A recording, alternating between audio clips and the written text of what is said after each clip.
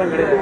இந்த படத்தில் ஹீரோயின்ஸ் என்ன அது ஏன் என்ன விஷயம்னா இருக்குண்ணே, அது என்ன விஷயம்னா அவர் என் மச்சான், அதனால தான் தங்கச்சியை கல்யாணம் பண்ணி கொடுத்துருக்காரு. அதனால ஹீரோயின் கொடுக்க மாட்டார்.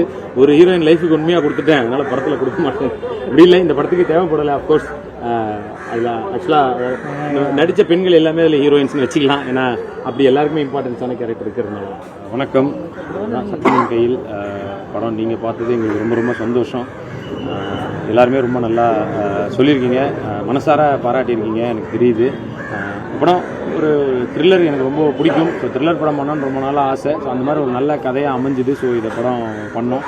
அண்டு இந்த படத்தில் அந்த ட்விஸ்ட்டுகள் அதை தான் பெருசாக நம்பியிருந்தோம். அண்ட் அது எல்லாமே ஒர்க் ஆச்சுன்னு சொல்லி எல்லோரும் சொன்னீங்க. அது ரொம்ப சந்தோஷமாக இருந்தது. அண்ட் அந்த கிளைமேக்ஸ் எமோஷனும் எல்லாருமே சொன்னீங்க, அதுவும் ரொம்ப சந்தோஷமாக இருந்தது. அண்டு ஒரு இடத்துல எங்களுக்கு தெரியும், அந்த இடத்த நாங்கள் மனசார ஒரு ஷாட்டில் வச்சுருப்போம். நாங்கள் ப்ரெஸ்ஸை பற்றி சொன்ன ஒரு வசனம் அது.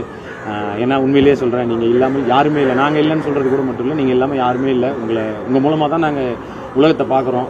உலகத்தில் என்ன நடக்குதுன்றது உங்கள் மூலமாக தான் பார்க்குறோம். ஸோ அதுக்காக ஒரு நல்ல ஒரு அந்த வசனம் வைக்கணும்னு இருந்தது. அதனால் கதையில் அதை வச்சோம்.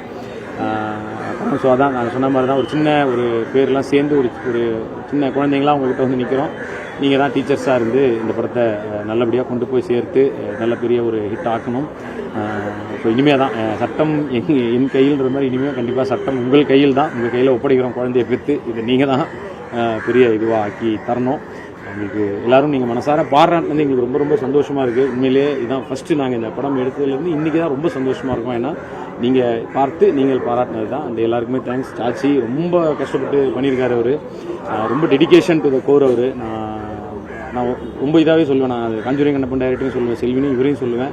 அதை தாண்டி வேறு இதுவே இல்லை. டெடிக்கேஷன் தான். ஸோ அவரும் அந்த அஜய் மாஸ்டர் உண்மையிலே நான் இந்த படத்தில் ரொம்ப இதுவாக பெருமையாக சொல்லணும்னு நினைக்கிறது, என்னை விட இவரும் பாவல் இந்த படத்தில் நடிச்சிருக்காங்க. இன்றைக்கி வரல, அவங்க ரெண்டு பேரும் என்னை விட சூப்பராக நடிச்சிருக்காங்க. அது ரொம்ப சந்தோஷமாக அதை நான் சொல்கிறேன். And cameraman PG Muthaiah sir நிறைய படம் பண்ணியிருக்காரு. அண்ட் இந்த படத்தில் அவருடைய ஒர்க்கும் இல்லை, நான் புரியல, நான் எதுவும் ஒழிச்சு வச்சுட்டு வரேன், நீங்கள் கூப்பிட்டீங்க வந்து சொல்லிட்டு இருக்கேன். ஸோ அவரும் அப்படி தான், அவரோட ஒர்க்கு இதில் ரொம்ப சூப்பராக இருக்குது. அண்டு மியூசிக் டைரக்டர் ஜோன்ஸ் ரொம்ப எல்லாருமே தனியாக அவரை பற்றியும் ஸ்பெஷலாக சொல்லிட்டு போனாங்க. இந்த மாதிரி ஒரு படங்களுக்கு ஆர்ஆர் ரொம்ப முக்கியமாக இருக்கும். அது ரொம்ப நல்லா பண்ணியிருக்கிறதா நாங்களும் நம்புகிறோம். எடிட்டரும் சூப்பராக பண்ணியிருக்காரு. அண்ட் அஃப்கோர்ஸ் ப்ரொடியூசராக இருக்கட்டும், ஸ்ரீராம், தினேஷ், பரத், இவங்க எல்லாருமே வந்து புதுசு தான். ஸோ இருந்தாலும் எங்கள் மேலே நம்பிக்கை வச்சு ரொம்ப நாள் பொறுமையாக இருந்து நல்லபடியாக ரிலீஸ் ஆகணும் அப்படின்னு சொல்லி வெயிட் பண்ணாங்க. அதுக்கு ஒரு நல்ல பலன் இருக்குதுன்னு நம்புகிறோம். பட் இனிமேல் உங்கள் கையில் தான், நீங்கள் தான் கொண்டு போய் சேர்த்து மக்கள் அஃப்கோர்ஸ் பார்த்து இது ஒரு நல்ல ஹிட் படமாக்கணும். அண்ட் 27ஆம் தேதி ரிலீஸ் பண்ணுறோம். எங்கள் கூட ஒரு 3-4 படங்கள் வருது. அஃப்கோர்ஸ் பெரிய படங்கள் அதுவும் ஓடணும்னு நான் கடவுளை வேண்டிக்கிறேன். ஏன்னா எல்லாருமே எல்லா படமும் ஓடி எல்லாரும் நல்லா இருந்தால் தான் அஃப்கோர்ஸ் சினிமா இண்டஸ்ட்ரிக்கும் நல்லது. ஸோ எல்லா படமும் பாருங்கள், சட்டமின் கையிலும் பாருங்கள். Thank you so much. Love you.